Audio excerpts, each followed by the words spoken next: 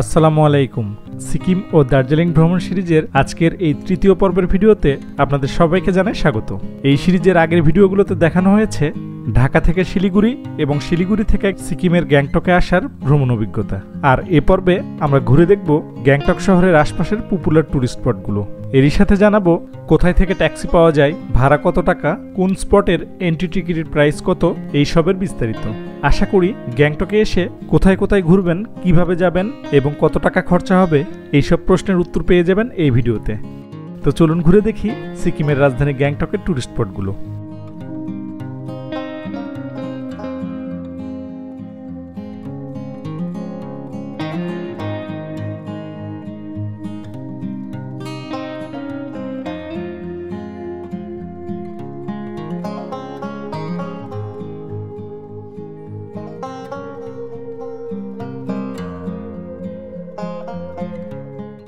সিকিমের রাজধানী গ্যাংটকে আজ আমাদের দ্বিতীয় দিন। ঘুম থেকে ওঠার পর আমাদের রুমের বেলকনিতে এসে গ্যাংটকের এক অপরূপ সৌন্দর্য চোখে পড়ল। সত্যি এটি অসাধারণ ভিউ।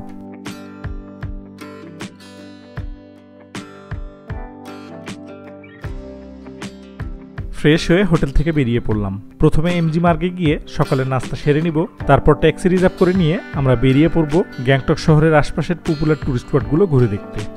এমজি মার্গে অনেক হোটেল, রেস্টুরেন্ট এবং শপ রয়েছে, তবে এখানে সকালবেলা সবগুলো রেস্টুরেন্ট খোলা পাওয়া যায় না এবং বেলা বাড়ার সাথে সাথে এমজি মার্গ জমজমাট হয়ে ওঠে।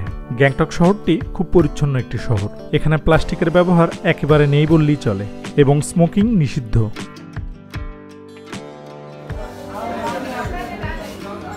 এমজি মার্কেই এই রেস্টুরেন্টটিতে আসলাম সকালের নাস্তা করতে। সকালের নাস্তায় আমরা নিলাম ছোলা ভাটুরে, এর প্রাইস ৬০ রুপি।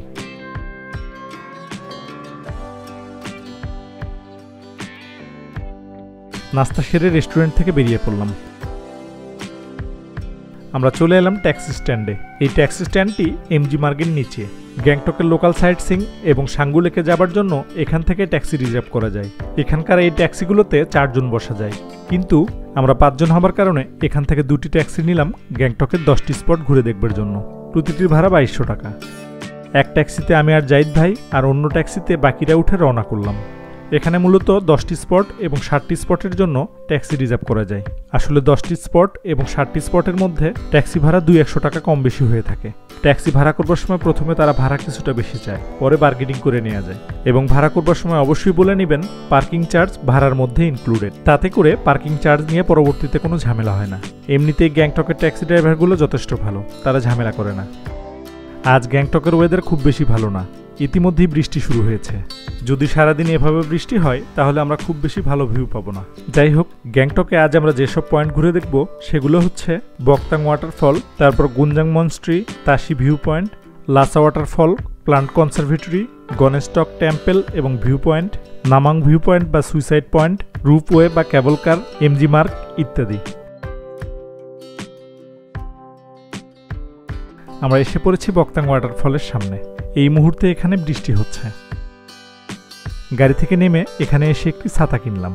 যেহেতু এখানে বৃষ্টি হচ্ছে তাই সময় নষ্ট না করে ছাতা নিয়ে যাচ্ছি ওয়াটারফল দেখতে।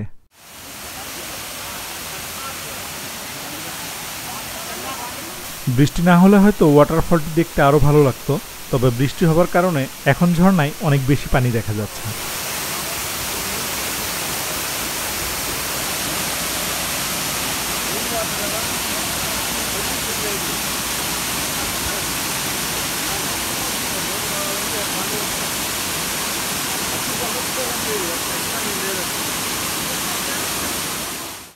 ঝর্ণার এখানেই জিপ লাইনিং করবার ব্যবস্থা রয়েছে। এখানে মাত্র ১০০ টাকায় জিপ লাইনিং করা যায়। বর্ষার সময় গ্যাংটকের ওয়েদার খুব বেশি পরিবর্তিত হয়, কখনো রোদ আবার কখনো বৃষ্টি। এখন বৃষ্টি কিছুটা কমেছে, তবে একেবারে সেরে যায়নি। বকতাং ওয়াটারফলে আর দেরি না করে ওয়াটারফলের সামনে এই ক্যাফেতে আসলাম কফি খেতে। এবার আমরা যাচ্ছি গুনজাং মনস্ট্রি। এখনো বৃষ্টি হচ্ছে। এখানকার স্পটগুলো কাছাকাছি। রোড ভিউ খুব সুন্দর। যদি বৃষ্টি না থাকতো রোড ভিউটা আরো সুন্দর লাগতো। আমরা এসে পড়েছি গুনজাং মনস্ট্রির সামনে।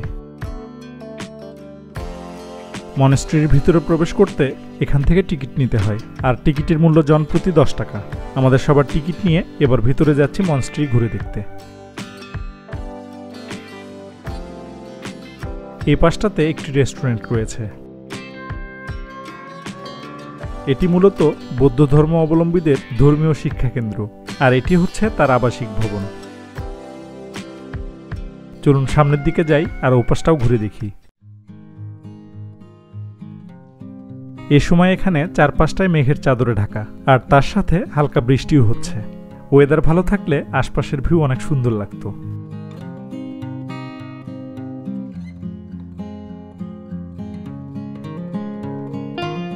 চলুন এবার টেম্পলের ভিতরটা দেখে আসি।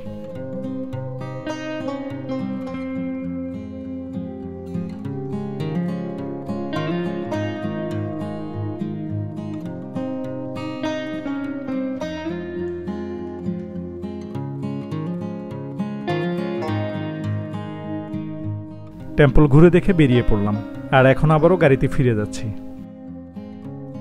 এবার যাচ্ছি তাশি ভিউ পয়েন্টে। ভিউ পয়েন্টটি সামনেই।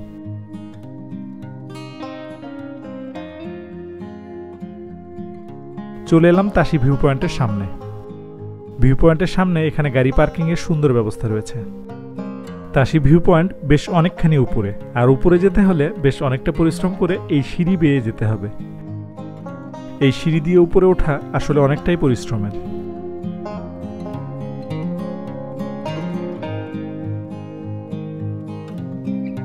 বেশ খানিকটা কষ্ট করে উপরে আসতে হলো। চলুন এবার এই তাশি ভিউ পয়েন্ট ঘুরে দেখি।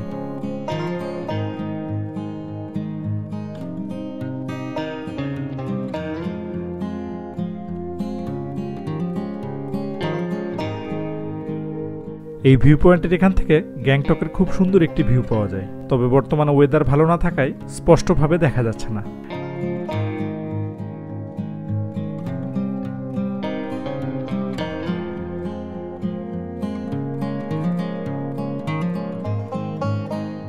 এটি তাশি ভিউ পয়েন্টের গিফট শপ। চলুন গিফট শপটি ঘুরে দেখি। গিফট শপটির গেটে ছোট্ট একটি ক্যান্টিন রয়েছে। এখানে বিভিন্ন ধরনের গিফট আইটেম ও শোপিস পাওয়া যায়।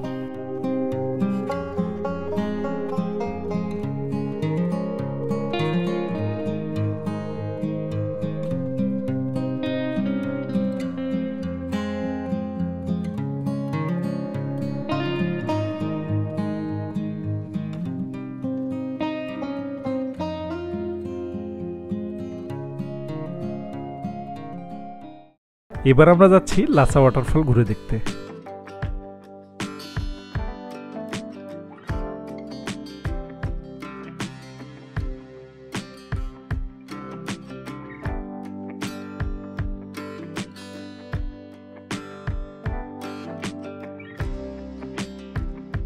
চলে এলাম লাসা ওয়াটারফলের সামনে।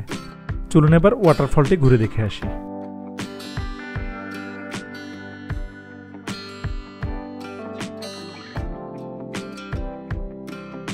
এই ওয়াটারফলটি খুব বেশি বড় না।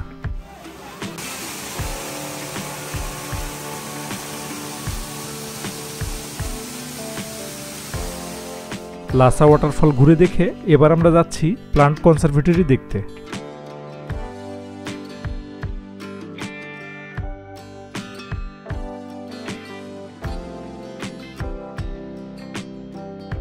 চলে এলাম প্লান্ট কনজারভেটরির সামনে। চলুন ভিতরে প্রবেশ করি।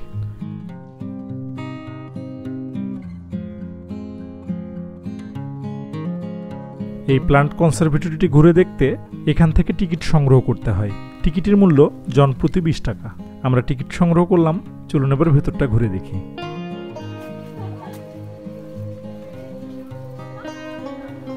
এখানে বিভিন্ন ধরনের ফল এবং ফুলের গাছ রয়েছে, তবে বেশিরভাগ গাছই ফুলের। এখনো অনেক রকমের ফুল আছে, তবে আমার মনে হয় বসন্তের সময় এখানে প্রচুর পরিমাণ ফুল দেখতে পাওয়া যায়।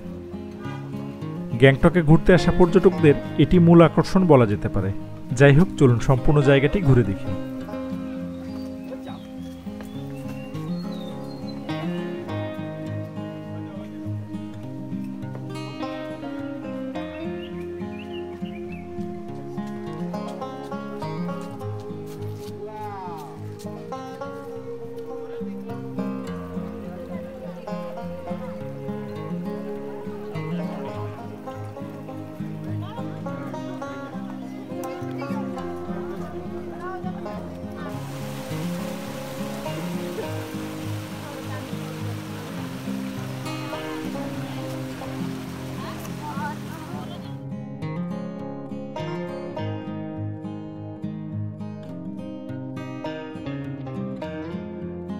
এখানকার আরও একটি আকর্ষণ ট্রি হাউস।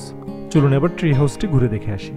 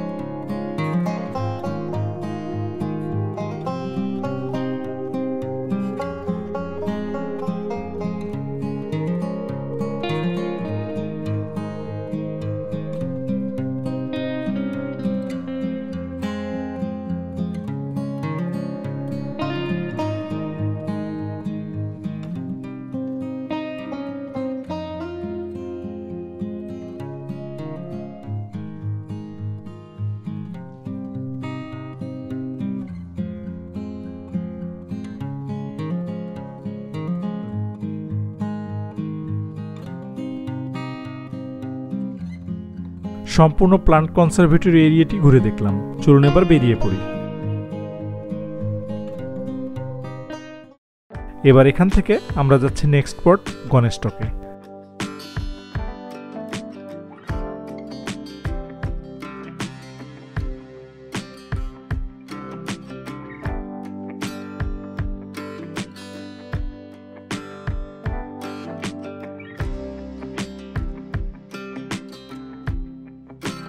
আমরা চলে এলাম গণেশটপে।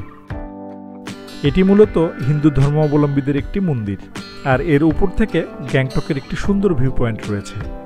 যাই হোক, চলুন মন্দির এবং ভিউ পয়েন্ট ঘুরে দেখি।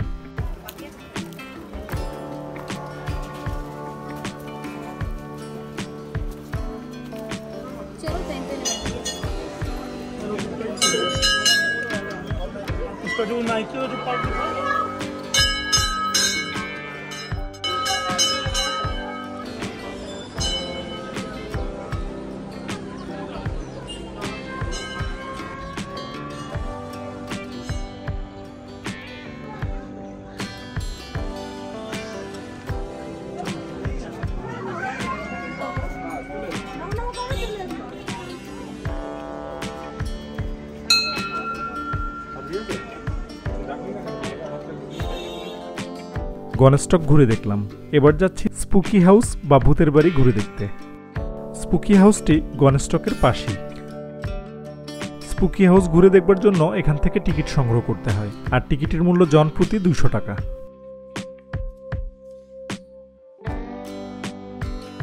টিকিট নিয়ে আমরা ভিতরে প্রবেশ করলাম। আসলে এর ভিতরে ভিডিও করবার পারমিশন নেই, তাই ভূতের বাড়ির ভিতরটা দেখাতে পাচ্ছি না। তবে এইটুক বলবো, গ্যাংটকে আসলে এই ভূতের বাড়ির ভিতরটা অবশ্যই ঘুরে দেখবেন। কিছুটা ভীতিকর হলেও অনেক ভালো লাগবে। গণেশটক এবং ভূতের বাড়ি ঘুরে দেখে এখন আমরা যাচ্ছি নামাঙ্ক ভিউ পয়েন্ট বা সুইসাইড পয়েন্ট এবং তার পাশের রূপওয়ে বা কেবল কারে ঘুরতে।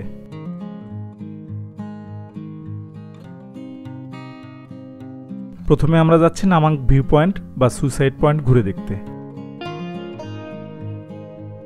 এই জায়গাটি অনেক সিমচাম, তবে এখানে প্রচুর বানর রয়েছে।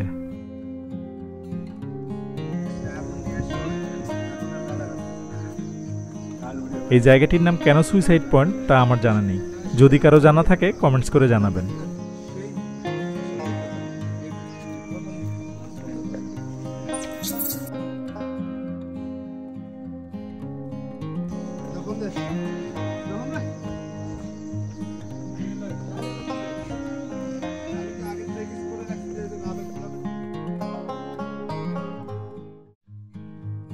নামাঙ্ক ভিউ পয়েন্ট ঘুরে দেখে এখন আমরা গ্যাংটকের রূপওয়ে বা কেবল কারে করে এপাশ থেকে ওপাশে যাচ্ছি। এখানে এসে টিকিট সংগ্রহ করে কেবল কারে উঠতে হয়। এখানকার এই কেবল কারে যাওয়া আসার জনপ্রতি ভাড়া, ট্যাক্স এবং ভ্যাট মিলিয়ে প্রায় 150 টাকা। চলুন এবার এই কেবল কারে করে উপর থেকে গ্যাংটক শহরের সৌন্দর্য দেখে নিই।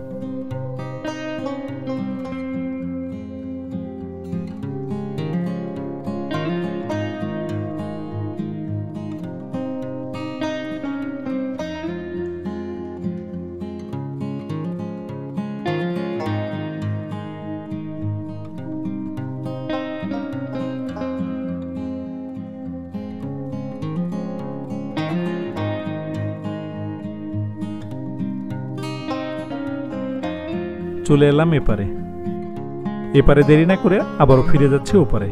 এই কেবল কারে করে এক পাশ থেকে অন্য পাশে যেতে প্রায় 5 মিনিটের মতো সময় লাগে।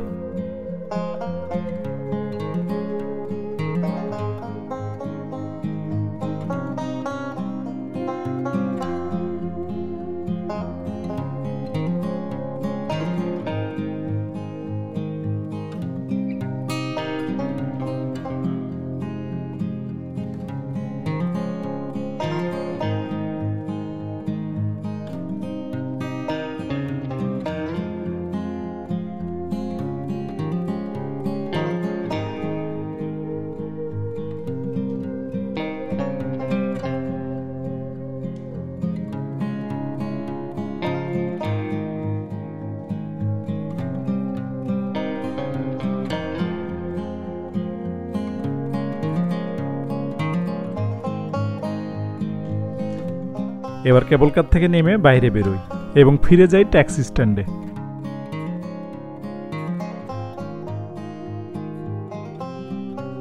গ্যাংটক শহরের আশপাশের টুরিস্ট স্পটগুলো ঘুরে আমরা ফিরে এলাম ট্যাক্সি স্ট্যান্ডে।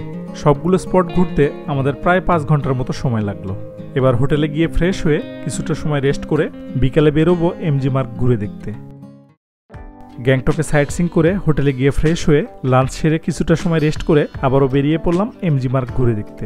বিকাল থেকে এমজি মার্গে প্রচুর লোকের সমাগম ঘটে।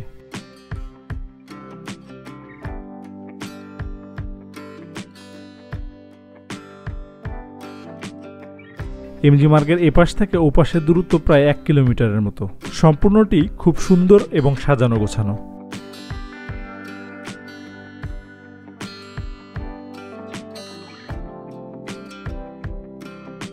এখানে এসে বসে সময় কাটানোর জন্য সুব্যবস্থা রয়েছে।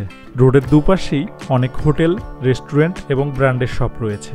যাই হোক, আজ আমরা গ্যাংটক শহরের সবগুলো পপুলার টুরিস্ট স্পট ঘুরে দেখলাম। আর এরই সাথে সময় হলো সিকিম ও গ্যাংটক ভ্রমণ সিরিজের 3য় পর্ব থেকে বিদায় নেবার। আগামী পর্বে থাকছে সিকিমের আরও একটি পপুলার টুরিস্ট স্পট সাঙ্গুলেক ভ্রমণ। সে পর্যন্ত সবাই ভালো থাকবেন, সুস্থ থাকবেন এই আশা রেখে এবং পরবর্তী ভিডিও দেখার আমন্ত্রণ জানিয়ে আজকের মতো এখানেই বিদায়। আল্লাহ হাফেজ।